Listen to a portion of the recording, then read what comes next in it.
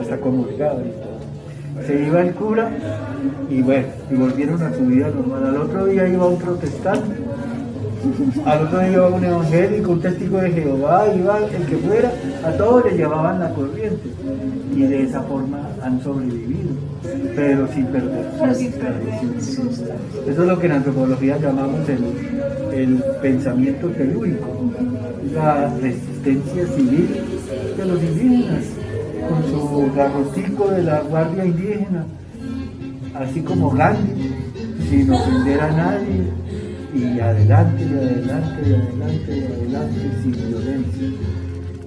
Entonces, es una cosa admirable, pero sin perder su razón. Sí.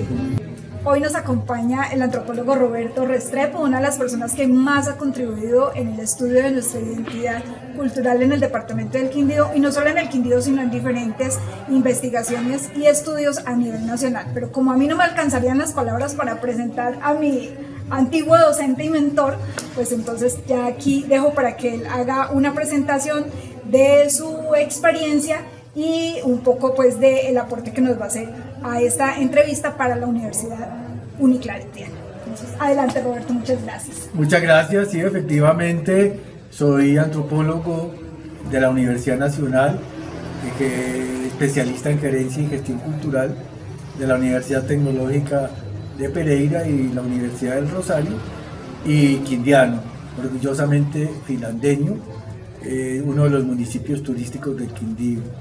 Pero mi experiencia como antropólogo se ha desarrollado en todo el país, desde Leticia, donde trabajé muchos años, hasta Santa Marta, con los grupos indígenas de la Sierra Nevada de Santa Marta.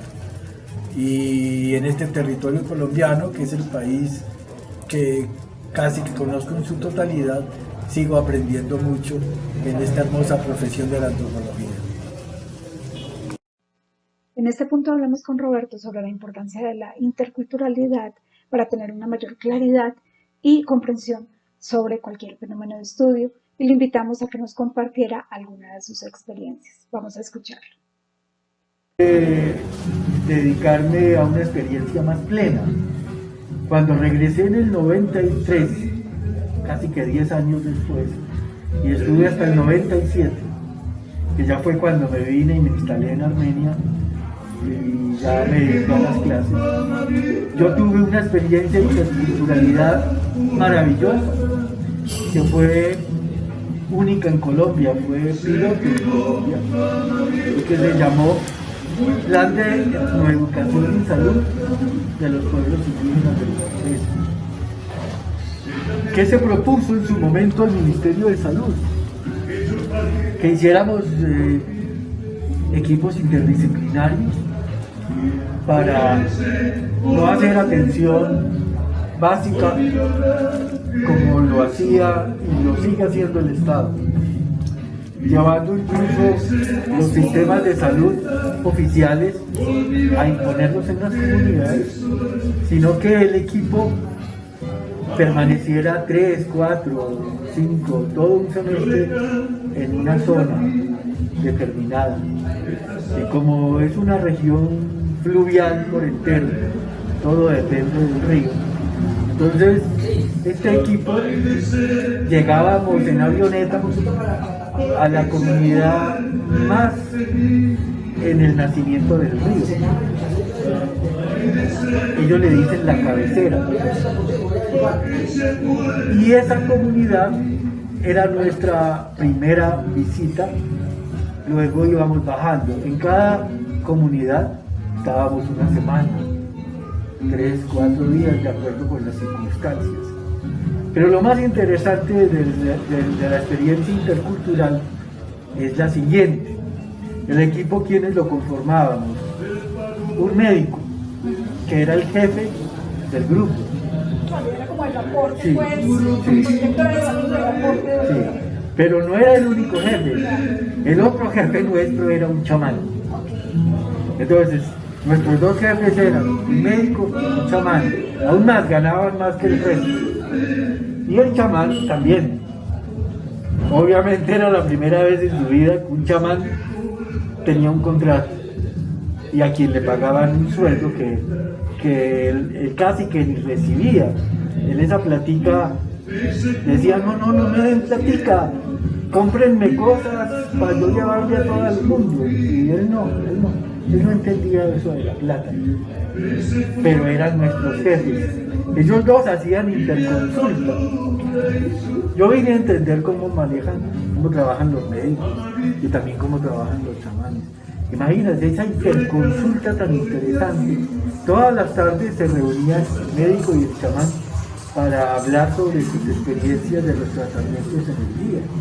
Entonces, en una comunidad cualquiera, y en todas después, se le daba la oportunidad a los pobladores de acceder a la medicina alopática, o sea, la nuestra, o acceder a la medicina tradicional, porque estaban ambos presentes, tenían las opciones. En un principio el médico un poquito rebelde e imperioso. ¿Cuál era la labor mía como antropólogo? Guiar y aconsejar al equipo para no herir susceptibilidades en las comunidades. Que de pronto una expresión, que de pronto algo que pueda ofender en gestos y en todo, eso lo hacemos los antropólogos, como lo hizo en su momento Estados Unidos en Afganistán. Eran tantas las ofensas y eran tantos hasta los cuestionamientos y hasta casi que las ejecuciones que habían podido darse en Afganistán con los oficiales y los soldados estadounidenses allá, que miraban a las mujeres con lascivia, con malicia, o que las miraban simplemente, eso nada afectado en la cultura islámica, que casi que se había podido presentar otro conflicto. La crisis dentro de la crisis. Exacto. ¿Qué hizo Estados Unidos? Mandó antropólogos y manda antropólogos y esa es otra cosa que hacen los antropólogos, aliviar tensiones y guiar a un equipo. Entonces yo casi que le decía al médico, qué pena doctor, mire, usted no puede actuar así, que no sea tan soberbio, permita que el chamán dé su concepto. No, terminaron súper amigos. A los 3-4 meses, incluso el chamán, allá le dicen payé, le curaba los dolores de cabeza al médico y por supuesto a todos los que creíamos. Entonces esa interconsulta tan interesante, ¿no? Eso me dio a mí, eso para mí fue la mejor experiencia de ver cómo se podían intercalar todo eso, ese diálogo de saberes ya en la práctica. Así pasaron 3-4 meses en la primera zona hasta que llegamos a la boca del río.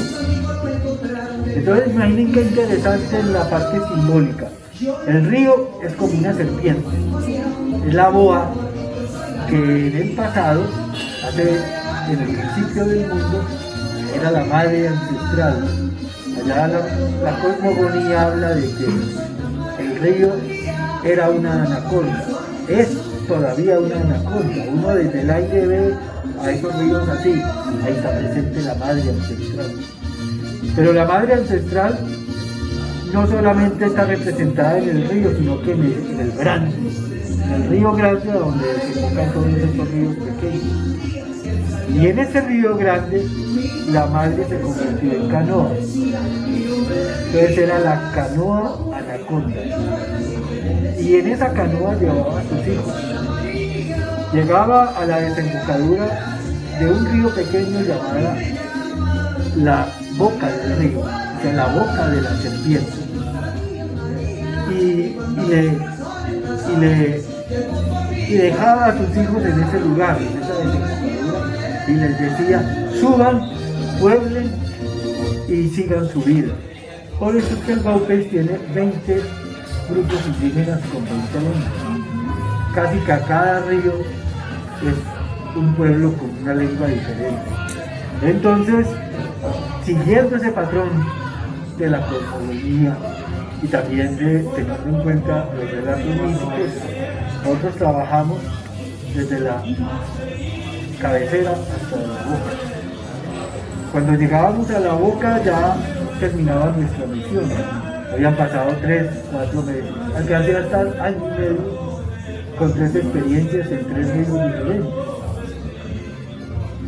3-4 meses seguidos y luego descansábamos 3, 4 meses, yo me venía para acá, o sencillamente me iba para Bogotá, o me quedaba en YouTube.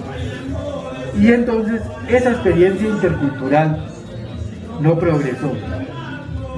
El gobierno dijo en cualquier momento, no, ¿cómo se le ocurre que vamos a seguir con esto? Lo que nos estamos gastando, los millones que nos estamos gastando atendiendo una población de 3.000 habitantes de un río, es la misma que emplearía el Estado en atender 2 millones de habitantes. Y era cierto, porque por ejemplo llegábamos a la cabecera en una avioneta, en 3 avionetas. Una avioneta llevaba el equipo del odontólogo, porque había odontólogos. Y tenía que llevar la planta eléctrica, tenía que llevar todo en una avioneta. Todos los insumos, todos los equipos. En la otra avioneta íbamos los 7 miembros del grupo con el chamán, que era de otras comunidades diferentes a esa. Esa es la otra experiencia. No era un chamán del río, sino era un chamán de otros ríos. Y en el otro iban los víveres para todos los meses. Entonces, altísimo, pero la experiencia fue maravillosa porque nosotros llegábamos, los primeros días hacíamos diagnóstico popular. El diagnóstico popular, que es hablar con los habitantes para que ellos nos dijeran cuál es su pensamiento, qué piensan ellos de la medicina tradicional, etcétera, etcétera. Entonces, ¿qué piensan de la medicina nuestra? Y todo eso, yo iba tomando nota y fui haciendo informes consecutivos. Te los entregué y allá deben estar. Y lamentablemente se quedaron. El Estado nunca más apoyó eso. El Estado dijo, no señor, eso se está gastando mucha plata, no se puede. Y eso fue fue en el año Desde el 93 hasta el 95. 93 al 97. Hasta el 95 porque me dan en 96 y 97, eso se terminó, yo sin embargo me quedé. Claro. Y hoy por hoy, o sea, ¿crees que ese tipo de iniciativas sucede lo mismo? Hoy por hoy se necesita más que en esa época. Hay que volver hay que hacer eso. Porque primero, se está acabando la medicina tradicional. Esos saberes se están terminando. Los conflictos que hay en los jóvenes que ya no quieren ser payés, no quieren ser médicos tradicionales, no creen en eso, son enormes. El desprecio por sus saberes tradicionales en los niños indígenas. La necesidad de que haya diálogo intercultural es enorme. Ese diálogo de saberes es bien importante. ¿Por qué? Exacto. Sobre todo para los equipos médicos, que siguen llegando a las capitales, a donde llegan los pacientes de todos los pueblitos indígenas, pero que es un médico soberbio, que es un médico que no entiende la situación, que incluso forma problemas, que crea necesidades, que fomenta el paternalismo, que humilla, en fin, todos los errores. Eso se podría resolver con el diálogo intercultural, con el diálogo de saberes y sobre todo con el conocimiento en terreno de lo que es la medicina tradicional. No, eso se fue. Era que la experiencia piloto en Colombia, que por fortuna la viví yo.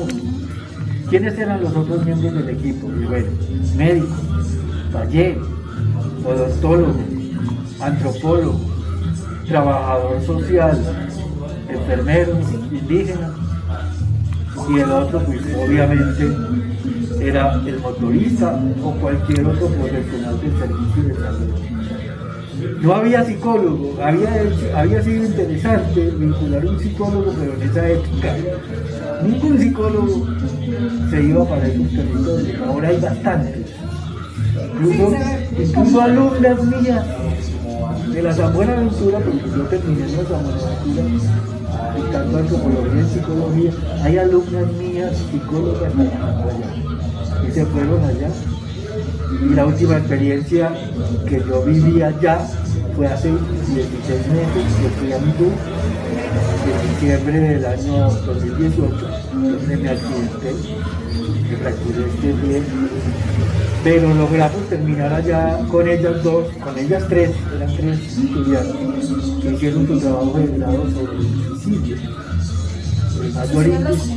El mayor índice de suicidio indígena en Colombia joven es en Baupé. No, las cifras son escandalosas.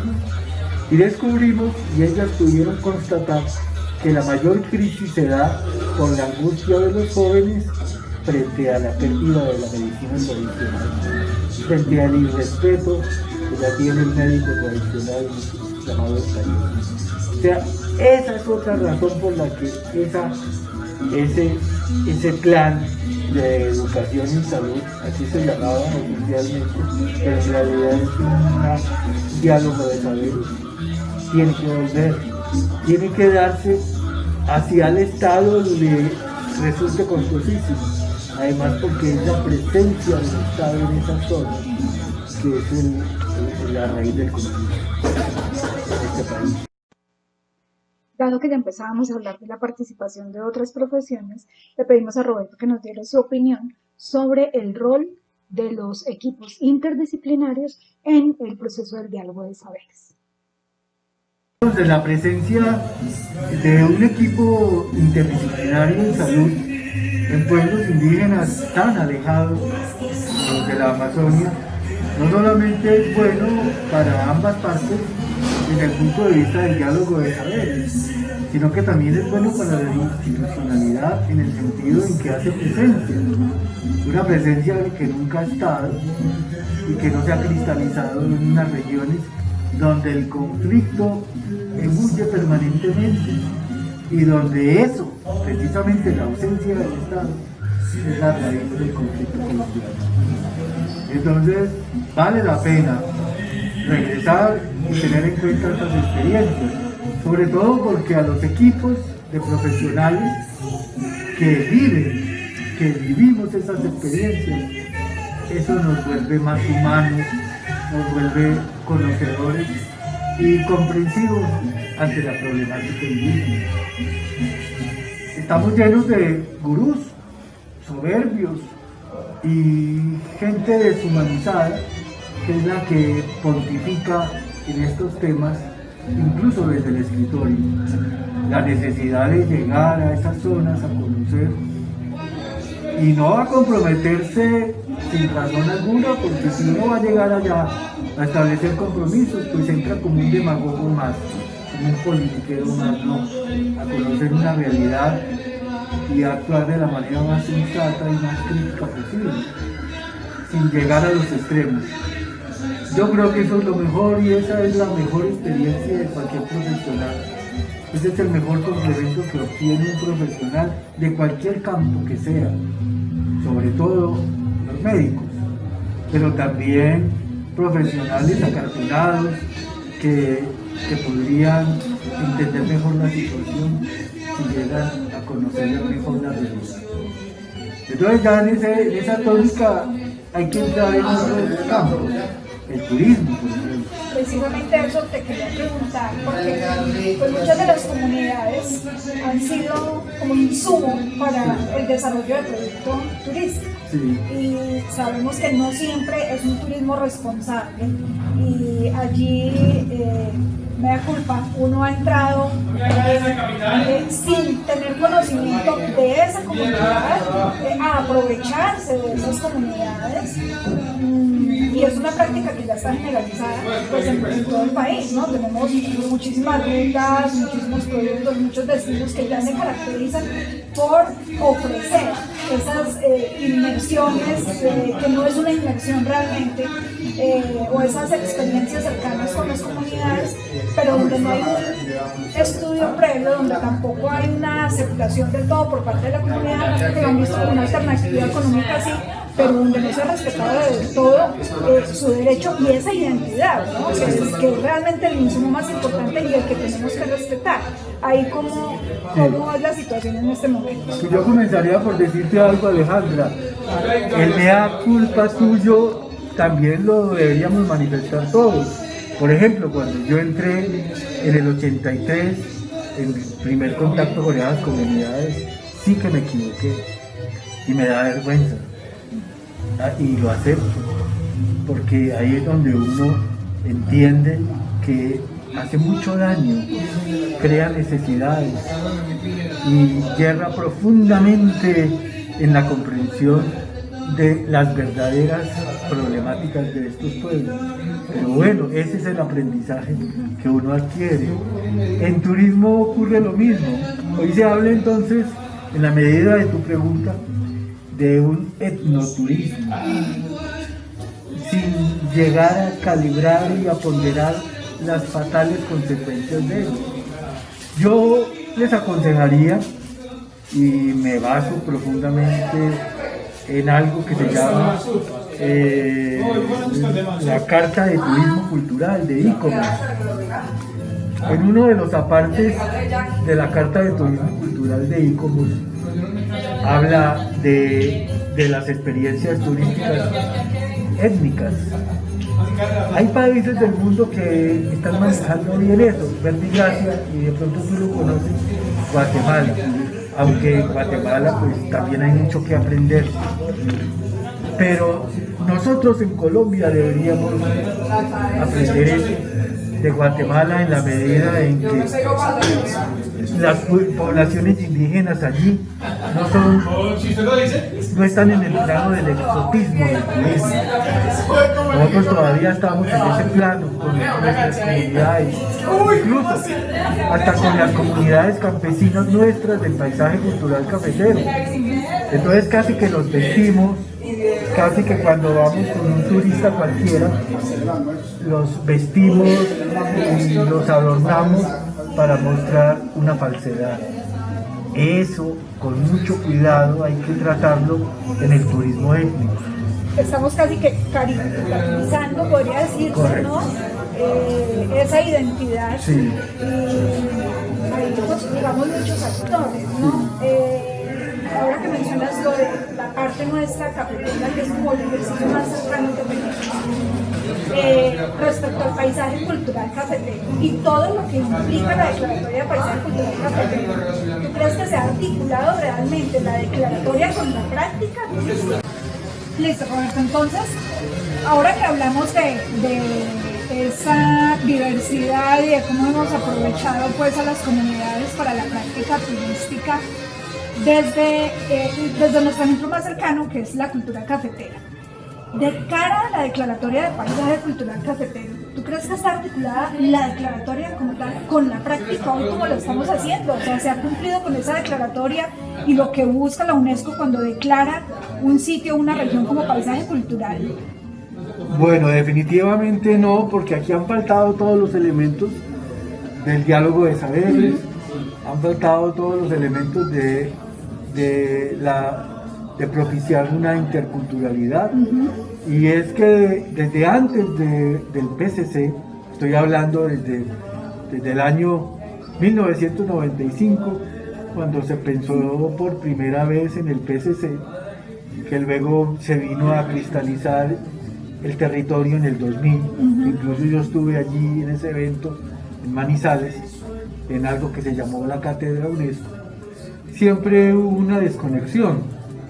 Hubo una desconexión porque lo primero que se trató fue algo muy elitista, y era incluir solamente a Salamina. Pero ya después, cuando se pensó en todo el territorio, empezó a ignorarse el actor principal, que es el campesino raso, el caficultor, por ejemplo. Y cuando entró el turismo en forma, por ejemplo, Salento, que fue el primero que entra, siguió la exclusión, siguió estando al margen este protagonista, que es el poblador de cada municipio. Nunca se le preguntó a los salentinos, nunca se le preguntó a los filandeños cuál era el tipo de turismo que querían. Nunca se tuvo en cuenta eso. Lamentablemente vemos, como tú lo has dicho, una caricatura del paisaje, en el sentido en que estamos presentando un maquillaje en una cultura cafetera que que irónicamente a la vez que se habla de ella, se desprecia. Se desprecian todos sus valores y se desprecian todos los componentes que ella tiene y que deberían ser algo de donde se parte para hacer un turismo sustentable. Hay una máxima de la UNESCO que nunca se ha cumplido acá y es, yo la repito hasta el cansancio, la cultura es la savia del turismo, porque es que ni siquiera sabemos qué quiere decir savia. Cuando hablamos de la savia nos referimos a que es el alimento de la planta. Entonces, al turismo hay que alimentarlo desde la cultura y no al revés como ocurre acá. Durante 2 años el Quindío tuvo una oficina que se llamaba, irónicamente, la Oficina de Turismo y Cultura. Y entonces era primero más importante el turismo que la cultura. Sí, recuerdo. Sí. Hasta ¿Fue que alguien, previo al terremoto? No, post-terremoto. Post-terremoto, sí, fue una equivocación garrafal que se cometió en esa oficina. Sin embargo, cuando se enmendó el error, seguimos en las mismas. Aquí no hemos partido de ese componente cultural para hacer un turismo sustentable. Hablamos del PCC con todos sus valores y sus atributos, pero a la vez nos equivocamos y seguimos imponiendo aspectos como lo que ocurrió en estas poblaciones a donde llegaron estos gurús del turismo en paracaídas a imponer unas situaciones que hoy lamentablemente han desfigurado la realidad turística. Entonces no hay una articulación, definitivamente no se ha tenido en cuenta a estos protagonistas de la población, la exclusión es enorme y en esa medida, si no enmendamos rápidamente este error, nos vamos a seguir equivocando y vamos a perder el valor desde un turismo verdaderamente sustentable. Correcto. Sí, ahora que hablas de la exclusión, precisamente por no tener en cuenta la comunidad, ¿cierto? Sí. Que sería como la conclusión principal, que no hemos hecho esta alineación entre el negocio, que sabemos que era una necesidad y respondió también a una crisis económica de la región, fue post-terremoto, fue en crisis cafetera, una de las tantas crisis cafeteras que hemos tenido. Y eso también, esta exclusión también ha sido una forma de desplazamiento. Casi siempre hablamos del desplazamiento de poblaciones por conflicto armado o por falta de tolerancia o por situaciones de violencia, pero casi nunca hablamos de que al no entender la interculturalidad en este proceso, casi nunca hablamos del desplazamiento que se da por la práctica no responsable del crimen. Entonces aquí, ¿cómo es o cómo se ha dado ese desplazamiento de la población? La población efectivamente se ha desplazado, incluso esos valores campesinos, esos valores vernáculos han llegado a la ciudad, tampoco se han sabido valorar. Junto con esos valores vernáculos han llegado también los conocimientos que no se han aprovechado y ni se han recuperado. Ese es otro gran error, el no manejar bien estas situaciones en la medida en que hoy tenemos valores urbanos, valores del campo urbanos, que de todas maneras, como ocurre con los pueblos indígenas, no por eso se desvalorizan, ¿no? También hay que tenerlos en cuenta. Un ejemplo concreto, despreciar la culinaria campesina, la culinaria del café en la ciudad, solo por satisfacer los intereses turísticos de gente que viene buscando comodidades. A veces pensamos que el turista extranjero necesita una comodidad en la ciudad, incluso en el campo. No es eso. Si el turista extranjero llega a Colombia y llega específicamente al territorio del PCC porque quiere conocer lo vernáculo, tampoco lo tenemos en cuenta.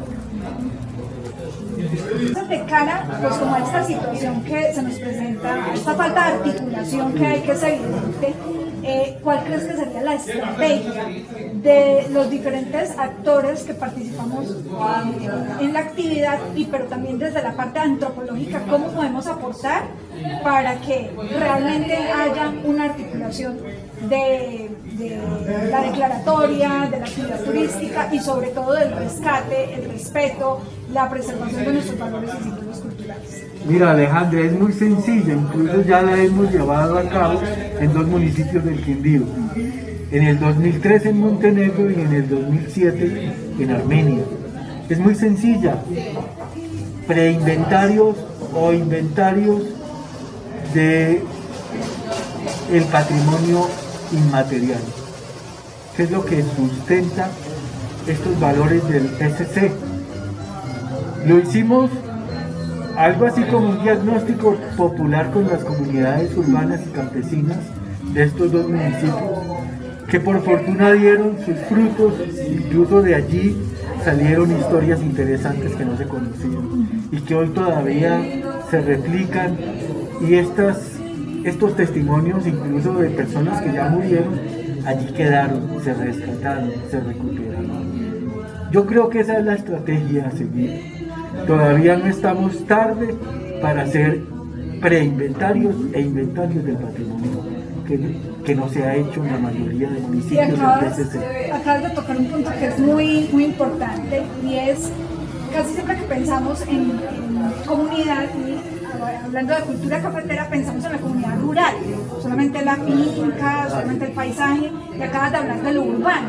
Y ahí es muy importante porque yo creo que no hemos tenido en cuenta ese componente como tal de los pueblos en sí, no solamente de la finca. Porque es que también en lo urbano, en el urbanismo, existen las personas que conservan y que prevalecen ellos estos conocimientos populares que no por vivir en la ciudad se han olvidado.